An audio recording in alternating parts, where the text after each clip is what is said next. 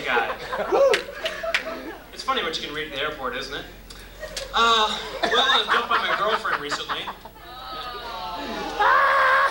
Thank you for that wellspring of support. Let me tell you about my little breakup. We were celebrating our first year anniversary with play and an expensive dinner, and we were there eating, and she handed me a card that said, "I love you." And I thought, oh, great. And then she wrote, "I'd like to spend the next year," or "Thanks for a wonderful year." 2 days later, I get the postscript. "I'd like to spend the next year distancing myself from you." Man, it was like something out of Temple of Doom. She pulls my heart out, clenches it in front of my face, and then she casually put it in her pocket and walks away. Sad, isn't it? And the amazing thing? I'm alive! To tell about it. You know, I wake up every morning and I have this optimistic glimmer and I think to myself, today is the day I die. It gives me the strength to carry on. Anyway, so since my breakup, I've decided to start seeing a psychiatrist, and our first date was last night. And we were sitting there eating dinner, and she said, "I noticed you smoke a lot." And I said, "Yeah." She said, "Tell me about all of your male lovers." That's it. From now on, I only date Jungians. You see, sometimes a cigarette is just a cigarette. That would be a Freudian reference. Do you understand? Anyway, enough about my problems. Let's talk about yours for a moment.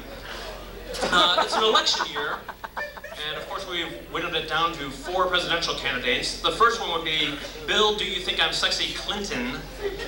And did you hear the other day he said that he had smoked pot 20 years ago at Oxford?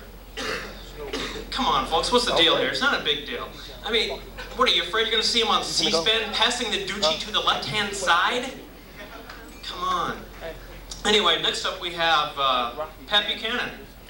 And it's a little known fact, he's a strong supporter of education. His platform, make Mein Kampf required reading.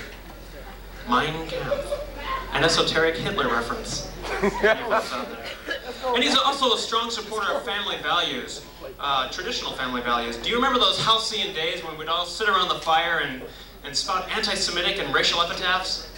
Those really were the good old days, weren't they?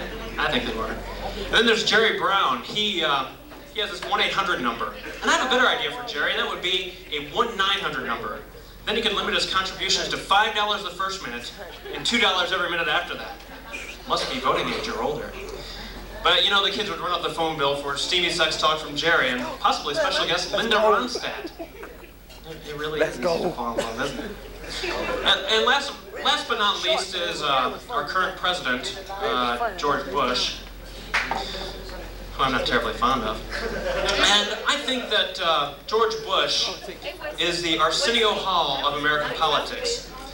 That is, he views the United States as one big butt, and he intends to smooch that butt all the way to 4 more years in office. Would you give him a hand, ladies and gentlemen? Anyway, my name is Doug Golden, and I'm out of here. Yeah! Go, Rev! Go, Rev! That was good. The Reverend Frosty Flake. That was Doug Golden.